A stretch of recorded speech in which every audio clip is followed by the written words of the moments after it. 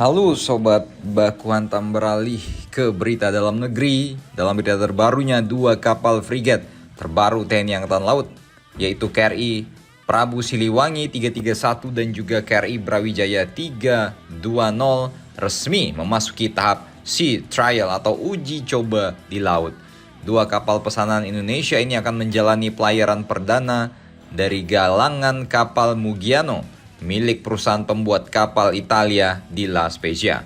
Uji coba ini menjadi langkah penting sebelum kedua kapal ini dikirim ke Indonesia untuk memperkuat armada tempur TNI Angkatan Laut.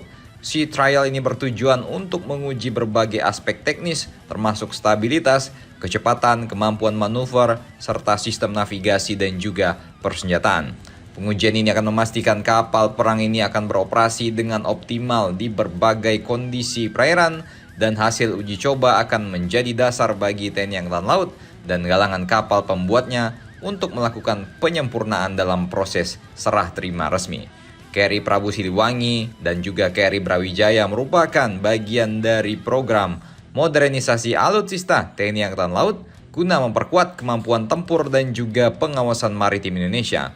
Kedua kapal frigat ini dilengkapi dengan teknologi canggih yang mendukung untuk melakukan berbagai operasi, mulai dari patroli keamanan laut hingga pertempuran laut jarak jauh. Dan ini adalah kapal perang yang sangat kuat dan bukan kapal yang cap kaleng-kaleng kongguan. Wah, ini saatnya kita menginvasi Vanuatu, bos kan? Ya, salah. Kedua kapal ini memiliki spesifikasi panjang 143 meter, lebar 16,5 meter dengan draft 5,2 meter, dan memiliki kecepatan maksimum 32 knot dengan pendorongan kombinasi diesel, listrik, dan gas turbin.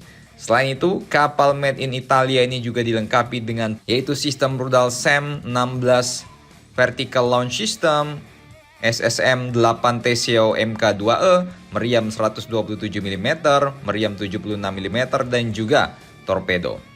Kedua kapal ini merupakan jenis kapal offshore patrol vessel atau Pattugliatore Polivalente di Altura, atau ini bahasa warung kopinya kapal patroli lepas pantai.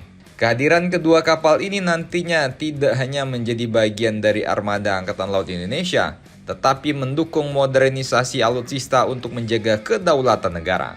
Nama KRI Brawijaya dan KRI Prabu Siliwangi sendiri terinspirasi dari nama Raja-Raja Nusantara yang dipilih dengan harapan agar kedua kapal menjadi legenda baru yang berkontribusi besar pada kejayaan bangsa.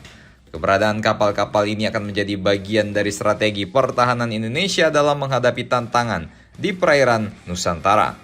Ya, seperti tantangan dari frigat-frigat dan destroyernya Ko Xi Jinping lah, bos. Ya, langsung saja lah kita bilang ancamannya, ya kan, nggak usah ditutup-tutupin, ya kan.